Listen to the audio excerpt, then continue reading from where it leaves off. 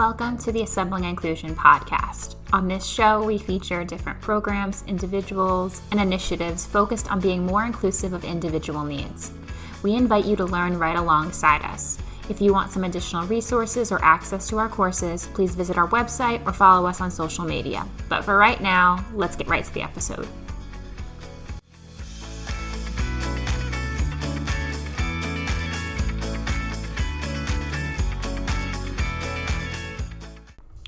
One of the biggest issues I've seen working in education is designing learning experiences that are truly supportive and empower our neurodivergent learners. That's why I'm so excited for this episode about Islands of Brilliance, a program that uses a project-based learning approach and was developed specifically to support children and young adults on the autism spectrum. Their programming connects art, design, and STEAM along with social and emotional competencies. In this episode, we interviewed Dr. Kate Siekman, the Director of Learning and Outcomes at Islands of Brilliance. We discussed the components of the programs, including the different tiers of program offerings, as well as the mentorship component, the different elements within these learning experiences that make them truly supportive for learners on the autism spectrum. So let's dive right in to learn all about Islands of Brilliance. Welcome back to the Assembly Inclusion podcast. We're here today with Dr. Kate Siekman, Director of Learning and Outcomes at Islands of Brilliance. So Kate, thank you so much for being here with us today. Thanks for having me. So before we get into what Islands of Brilliance actually does, would you mind telling our listeners about the inspiration behind starting this organization and how it came to be? Islands of Brilliance began with the diagnosis of our co-founder's son. He had an autism diagnosis. So Mark and Margaret Fairbanks had their son diagnosed with autism at the age of 4. And the neurologist immediately said, lower your expectations. So that fueled their passion to raise their expectations. They discovered that when they entered into their son's world via his special interest area, and in the autism community, we call these spins, they found that they could connect with Harry on another level, and he defied the doctor's expectations. Mark is a graphic designer by trade. And one day, Harry asked, hey, can I try that out? And he started playing with his Photoshop program. And they discovered that a whole new world opened up for Harry. So that was the inspiration behind Islands of Brilliance, using technology as a means for fostering student spins rather than extinguishing them. Today, Harry is a college graduate with honors.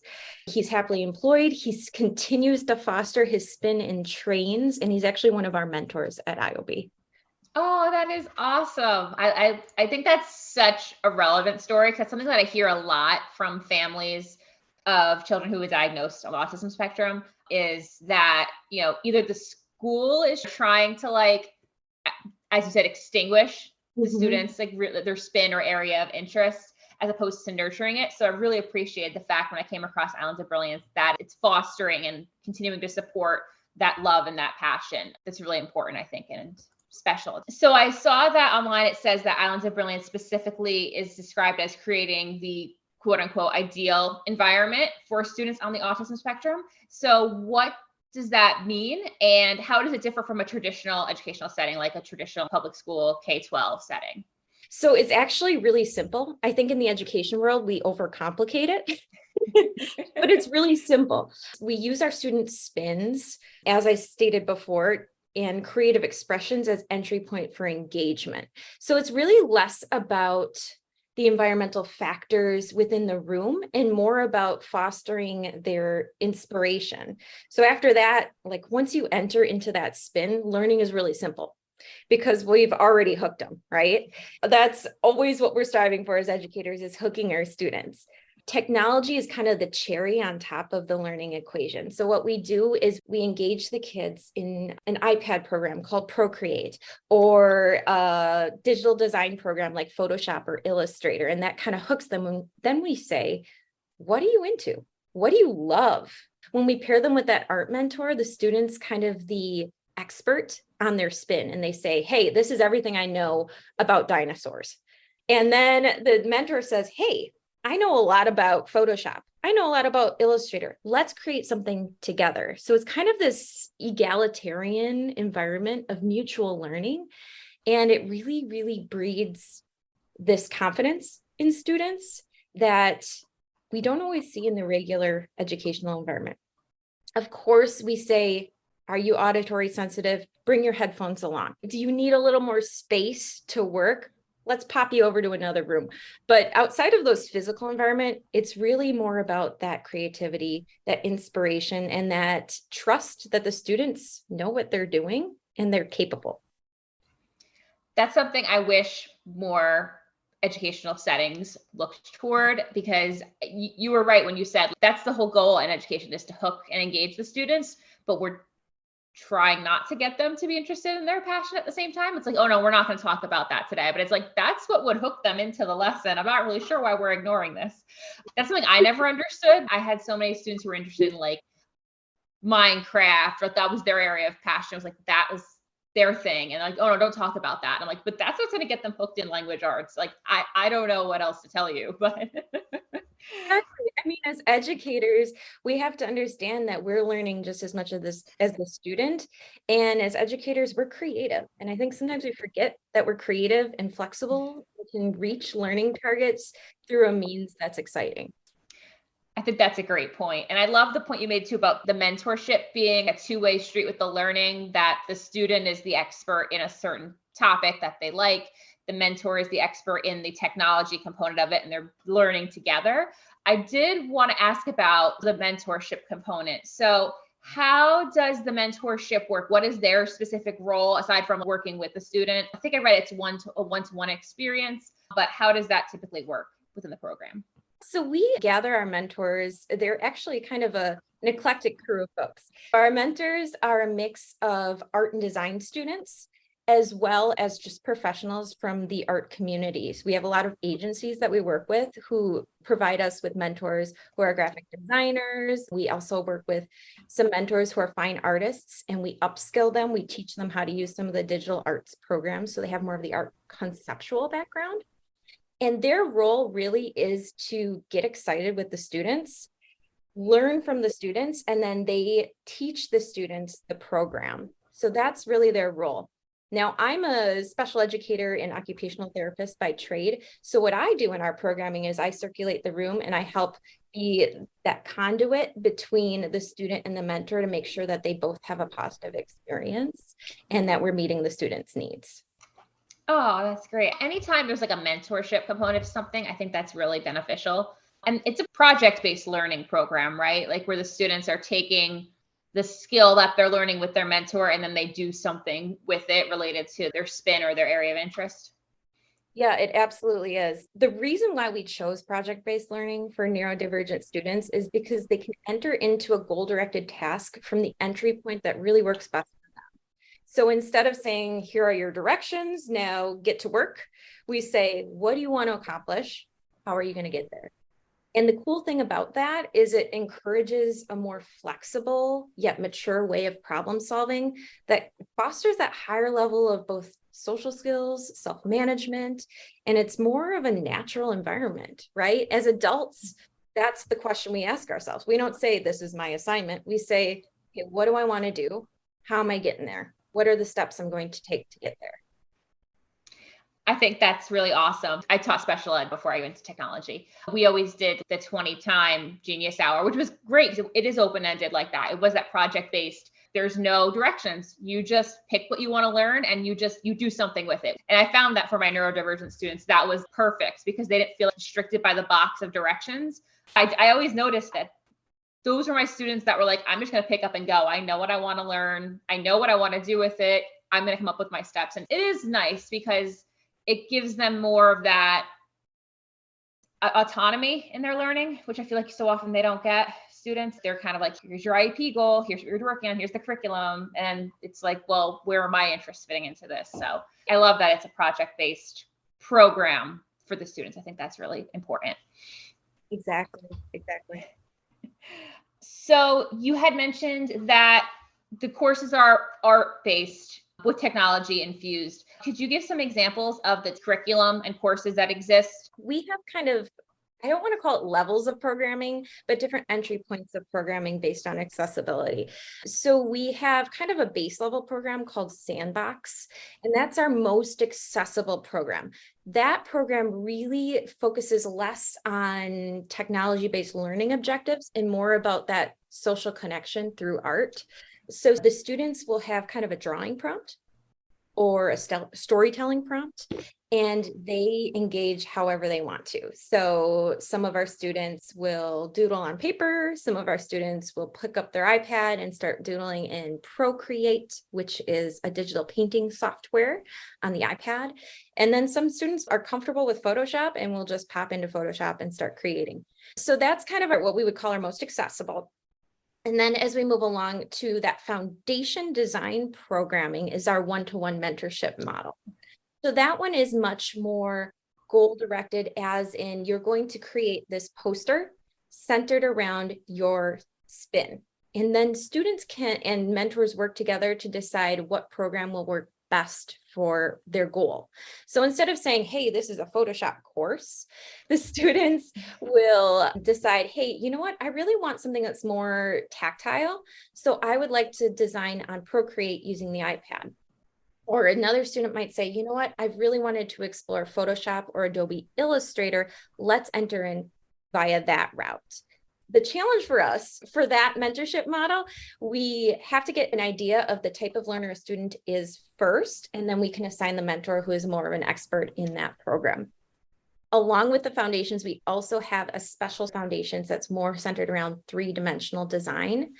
So some students will choose to design in 3D, but that's kind of a separate program. And then we move up to our higher order program. Typically, we have older students in this program, but I'll talk a little bit more about age in a second. And that's called our Design Academy. Our Design Academy is much more like a workplace setting. So students more of like a client ask. They'll work on teams to accomplish a design-based goal on that task. So they have to really work on the interpersonal work skills and working more on a timeline. So that is kind of our higher levels. As much as it's kind of like 3 levels, students can go into any program at any point. Oh, okay. So they don't have to start at Sandbox. They could jump to the 3rd tier if they wanted to. Yeah, and depending on what student comes in with prerequisite skills, right? So we have some students who come in and they're like, yep, I know Photoshop. I'm really looking for some of these pre-employment skills, some of the pre-employment objectives and objective-based work. And then we'll say, hey, let's try Design Academy. I love that there's the 3 different like tiers of it. I think on the website, it was like a triangle, right? Like where like the Sandbox was that ground level, like exploring and trying something out for the first time. I like that it kind of goes up from there to how specific it can get with the program. I really did like the fact that you had that kind of pre-employment chunk in there too. I thought that was something that was really cool because not only are they then getting to, build on their interests and their areas of strength, but also then those are skills that can carry over into the workplace. It's almost like an internship kind of like a model, right? It is. And actually, the interesting part about Design Academy is we actually work with real ad agencies and real companies to accomplish a goal. So for example, this summer, we're working with an ad agency called Serpentine, and they have a project for us. So for our Design Academy students, they want them to design a mud flap for a bike. It's a project they have in collaboration with a company from Europe that designs mud flaps. And they are actually going to take the culmination of designs and use them for their pitch to that company. So we actually do work on real projects with real companies. It's pretty cool. Oh, that's really awesome. That's great experience too. And that could like really lead a student into, this is something I really loved. I can explore this either post high school in higher ed, or just go out and work, or get another internship and get more experience to make sure I like this area. That's really great that they have that opportunity. Yeah, absolutely. So I noticed that you have both a combination of in-person and virtual workshops. Are there a combination of virtual and in-person? I'm assuming the academy is probably more in person because you're working on a team, but I could be wrong. How does that typically look at each level, the virtual versus in person? So we really had to pivot with COVID. That's where the birth of our virtual programming happened, which was actually pretty cool because it allowed us to reach students all over the state and actually into some other states. But the virtual experience we tried to make as close to as in person as possible. So the virtual experience is on Zoom. And mentors are put into breakout rooms with students where they still accomplish that same sort of goal together. Typically, our foundations workshops are virtual and our sandbox workshops are virtual. We also offer in person for those students who really just, maybe they use augmentative communication, maybe they just need a more hands-on approach. Those workshops typically fill up. So the virtual is a really good option for students to have. They run the same way. We have the exact same format. I would say the only difference is that students get to be in the comfort of their own home. And some students really benefit from that because they have their safe place, they have their break areas. It removes that difficulty of transition to a new space. So there are benefits to both, and it's really dependent on the student. That's why we get a really good feel for the students. We do a kind of an onboarding process with students so that we get to know their needs really well before we recommend programming for them. Well, that makes a lot of sense. I like that there's, in everything you've said so far, there's a lot of elements of flexibility, which I think are really great. Even in virtual learning, I saw students, particularly some of my neurodivergent students, they thrived virtually and at home. They were like, this is way better than being in the classroom because I have more control over my environment. I feel like I can focus more. I don't have the distractions of my peers around me. So it's nice that you have that option, but then also the in-person option for people who feel like that's more something that they want, to be around people, to be able to use their technologies and communicate with people face to face. So that onboarding process, before you even place the student, you sit down and you work with them to figure out what would be most appropriate for them. Is that how that works?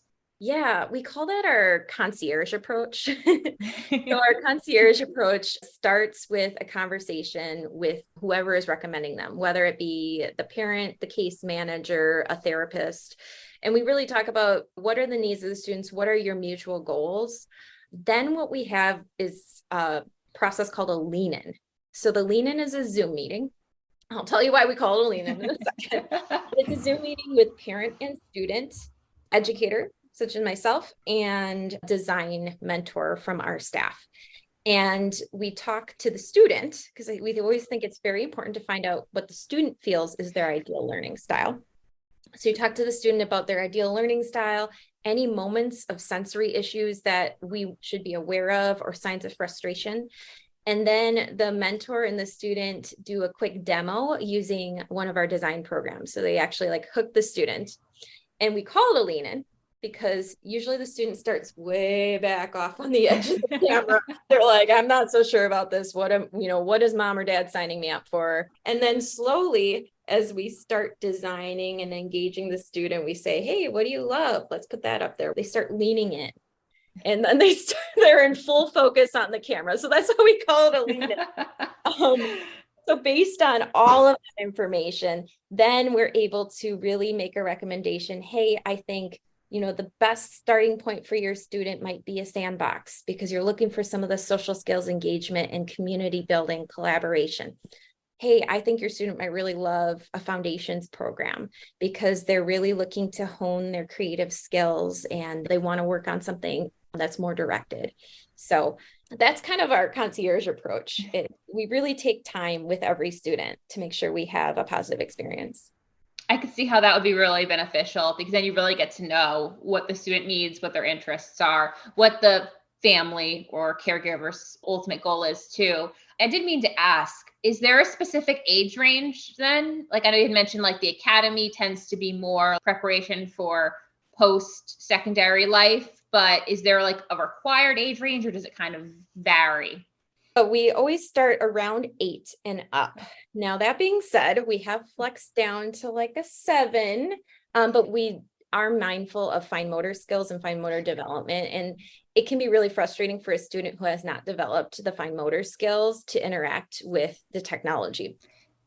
When we say 8 and up, we mean 8 and up. So we have some students who are into their 20s and 30s.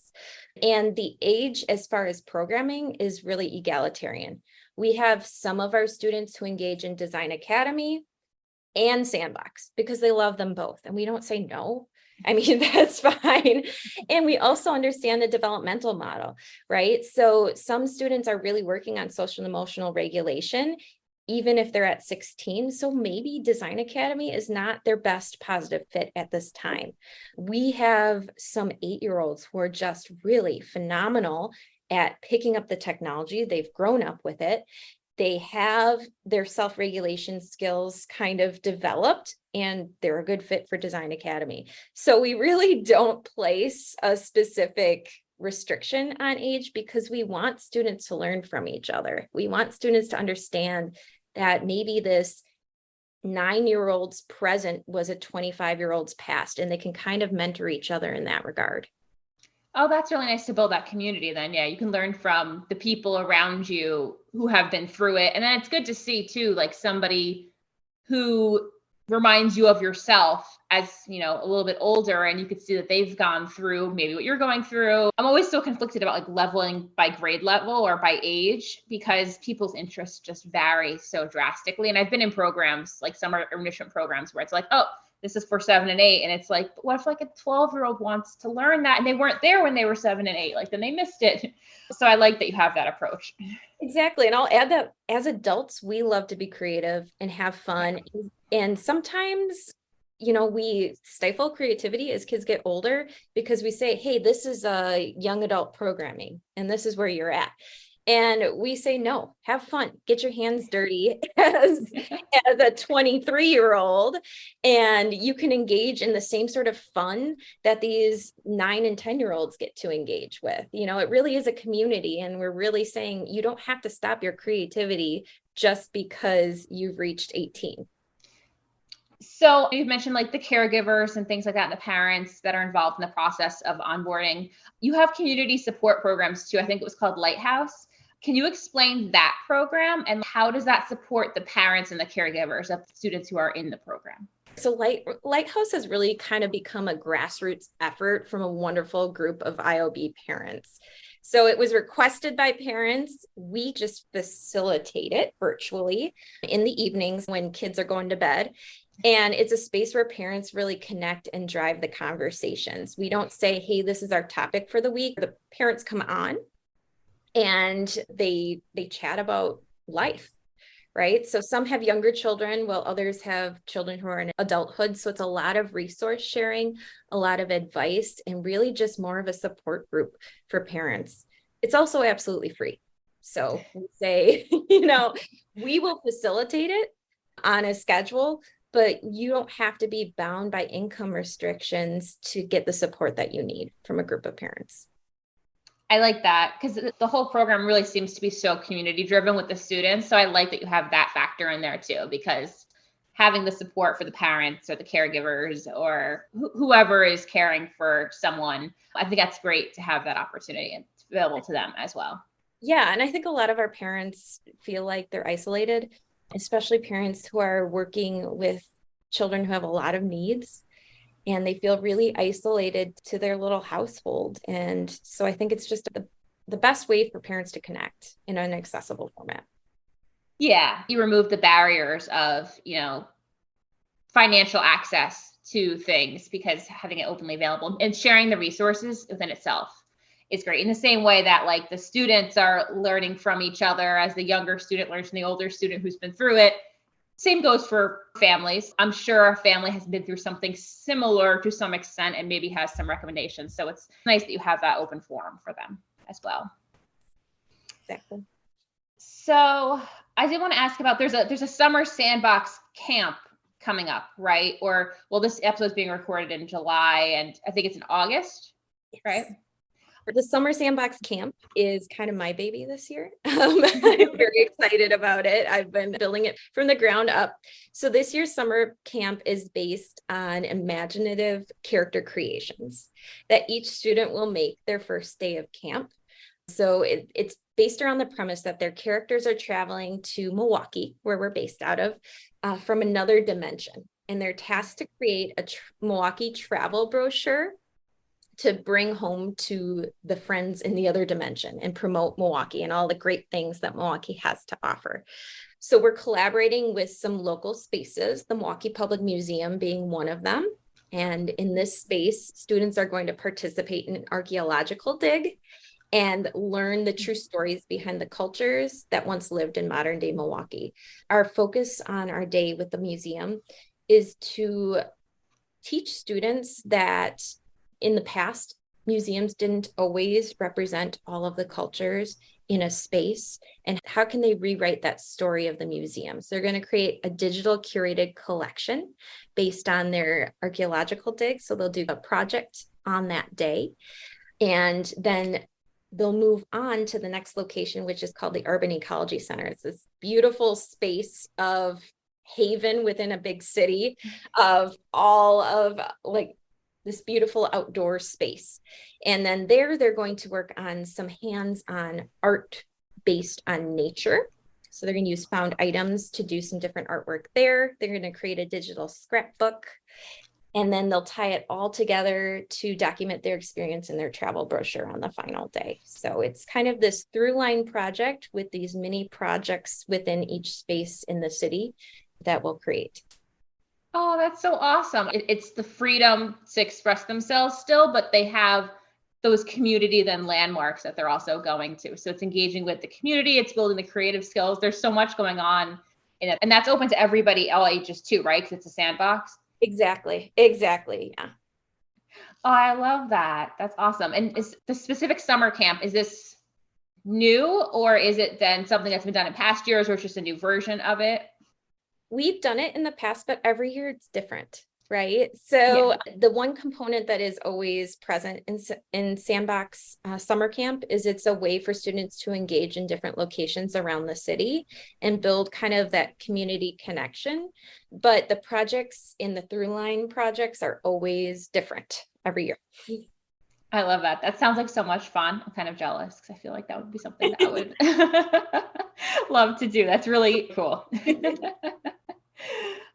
This is kind of a broad question, and I know it's probably difficult to answer, but what do you think have been the biggest impacts that Islands of Brilliance has had on either the students or the families or the mentors since the program and the organization has started? Oh my goodness. This is so tough because there's so many individual and then community-based impacts that he has had. And I've seen just so much progress. And I kid you not, in 1 to 2 days of programming with new students, they make this incredible leap of progress. But I think I want to tell a story. Is that okay? Oh yeah, go for it. A little story that kind of sums up the progress that students make. So we recently hosted some of our workshops at the statewide autism conference this past spring. And there was a young man who was super hesitant to come into the room. He would like peek his head in and then get nervous and walk out. And his mom had said he had previously had a meltdown in his hotel room, punched a hole in the wall, just gotten really, really anxious, just this ball of anxiety. So he finally joined us for a workshop, and he connected with another participant really quickly. We were playing this board game together. And the other participant also had Tourette's. And she apologized every time she had a vocal tick. She was just, I'm so sorry. I'm so sorry.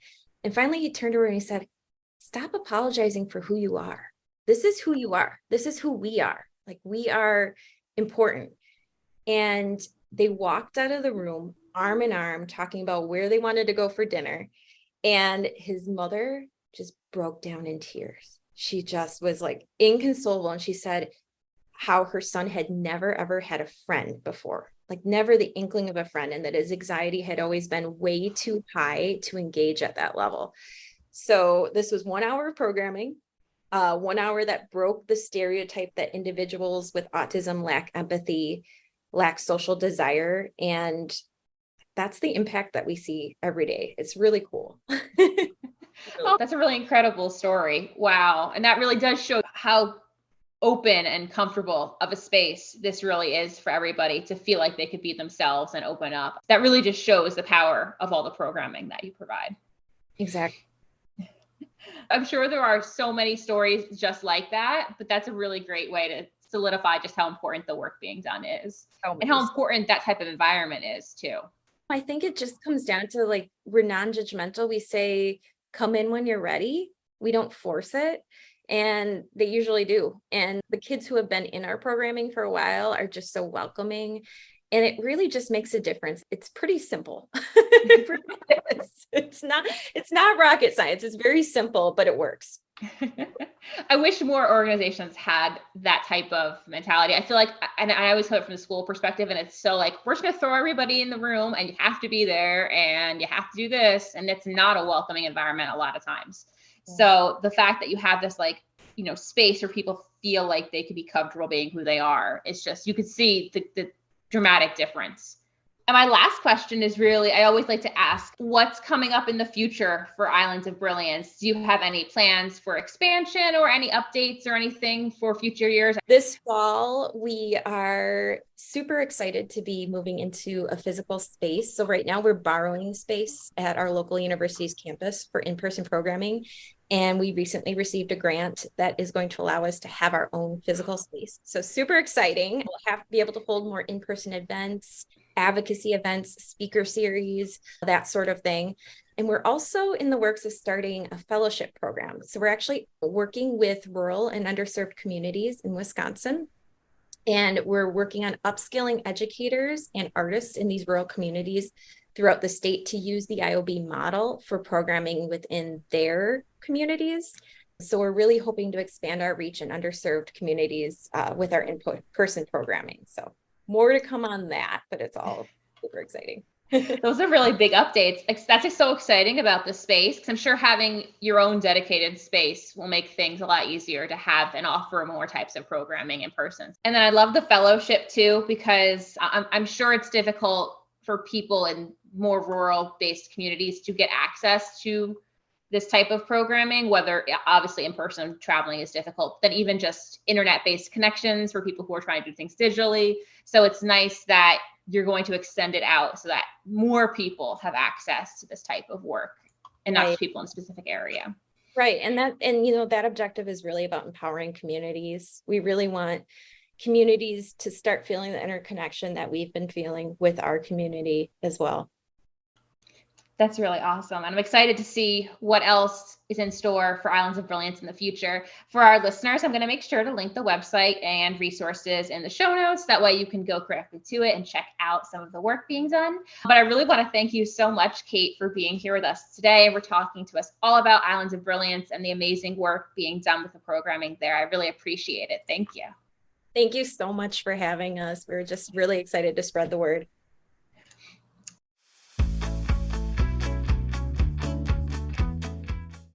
Thanks for listening to this episode of the Assembling Inclusion podcast.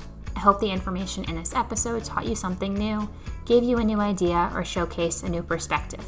If you liked the episode, feel free to leave us a review or comment.